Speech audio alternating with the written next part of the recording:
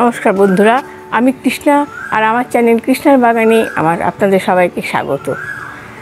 আজকে আমি যে গাছটি প্রতিস্থাপন করে দেখাবো, আশা করি আপনারা থাম্বনেল বা টাইটেল দেখে নিশ্চয়ই বুঝতে পারছেন আমি কি দেখাতে চাইছি। হ্যাঁ, আমাদের অতি পরিচিত একটি গাছ করবি, সিঙ্গেল পেটাল করবি গাছটি আমি প্রতিস্থাপন করে দেখাবো।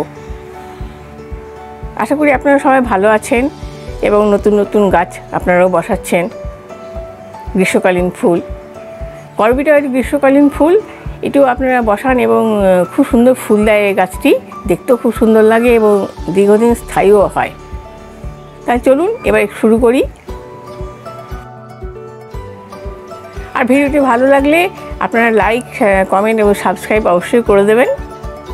তাই চলুন এবার শুরু করা যাক। প্রতিস্থাপনের মূল অঙ্গ হলো ড্রেনেজ সিস্টেম। এটা আমি আগে বহুবার দেখিয়েছি এবং এখনও বলছি আপনাদের। এই ভিডিওটি দেখতে হলে আপনারা এই ব্যাপারে জানতে হলে আপনারা আমার আগের ভিডিও অবশ্যই দেখবেন, ভিডিওতে লিঙ্ক দেওয়া আছে। ড্রেনেজ সিস্টেমের পর আমি কিছুটা মাটি ভরে রেখেছি কাজের সুবিধার্থে এবং ভিডিওটা যাতে বেশি দীর্ঘ না হয় ওই জন্য। এবার গাছটা বসিয়ে দেখে নিই।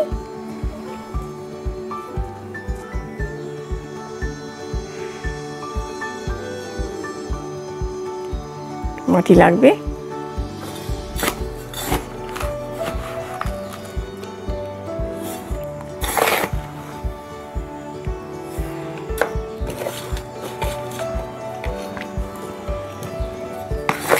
এই জন্য আমি টব নিচ্ছি 8 ইঞ্চি।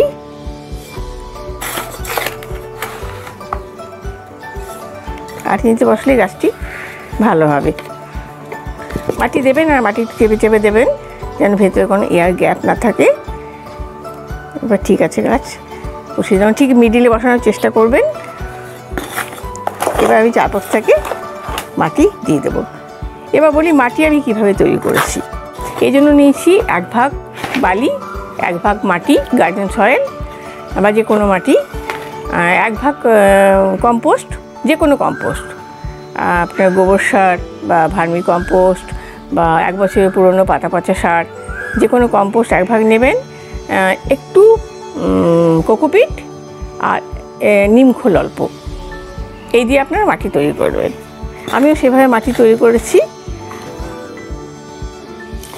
এখন মাটি দেবো, একটু চেপে চেপে দিতে থাকবো।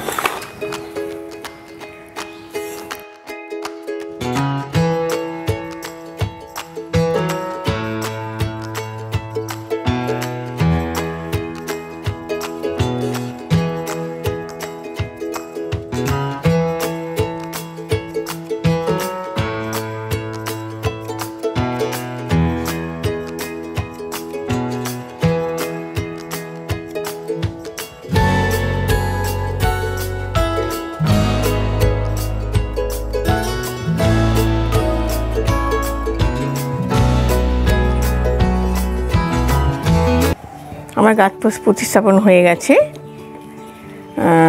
আপনারা মাটি সবসময় চেপে চেপে দেবেন, কারণ যদি ভেতরে কোনো এয়ার থাকে সেক্ষেত্রে আপনার রুট নষ্ট হয়ে যেতে পারে এবং গাছটিও মারা যেতে পারে। তাই আপনারা এই ব্যাপারে একটু সজাগ থাকবেন। এবার দেব জল।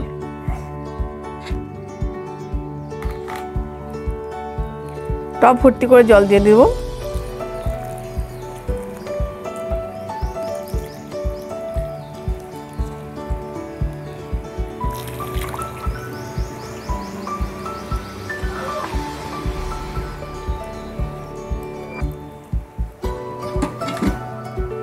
আমার গাছ প্রতিস্থাপন পর্ব হয়ে গেছে।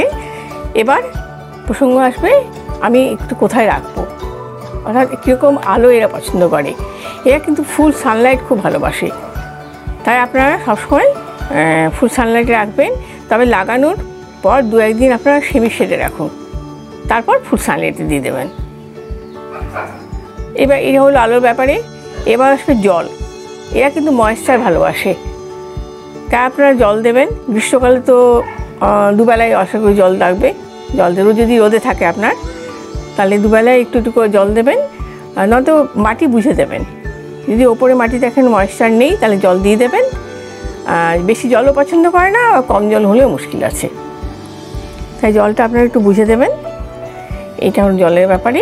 এবার হবে খাবার। খাবার হলো এরা জৈব সার খুব ভালোবাসে, সেক্ষেত্রে আপনারা মিক্সড জৈব সার দিতে পারেন, কিনতেও পাওয়া যায় বা বাড়িতেও তৈরি করে নিতে পারেন। ভার্মি কম্পোস্ট, হাড় গুঁড়ো, একটু খোল, শিংকুচি, একটু এসপি বা কলার খোসা গুঁড়ো সব একসাথে মিশিয়ে মাসে একবার করে দেবেন বা 15 দিন অন্তর অল্প করে দেবেন, সেটাও হবে। আর আপনারা যদি কেমিক্যাল ভালোবাসেন সেক্ষেত্রে একটু ইউরিয়া দেবেন, একটু ইউরিয়া, আর তার সাথে 1/2 চামচ ডিএপি, 1/2 চামচ পটাশ। পটাশটা আমার মতে টবের ক্ষেত্রে লাল পটাশটা অ্যাভয়েড করে ভালো, সেক্ষেত্রে এসপি দেবেন। এটা প্রতি মাসে আপনারা দিতে থাকুন, তাহলে আশা করি আপনাদের গাছ সুস্থ থাকবে, ভালো থাকবে এবং প্রচুর ফুল আপনারা পাবেন। এবার আসি রোগ পোকা। এদের অ্যাফিডস, মিলিবাগ, শুয়োপোকা এগুলো হতে পারে। সেক্ষেত্রে আপনারা রোগর বা মিলিবাগের জন্য জলে শ্যাম্পু গুলে আসলে নিম অয়েল মিশিয়ে সেটা দিতে পারেন, আর নয়তো রোগর প্লাস 20 ফোঁটা মিশিয়ে জলের সাথে সেটা স্প্রে করে দেবেন।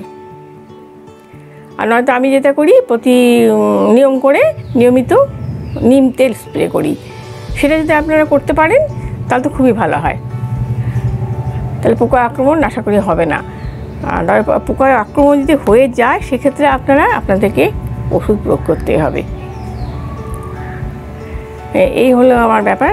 কি আর একটা কথা, এটা কিন্তু গাছটা একটু বিষাক্ত, তাই আপনাদের বাচ্চাদের থেকে একটু দূরে রাখবেন গাছটা।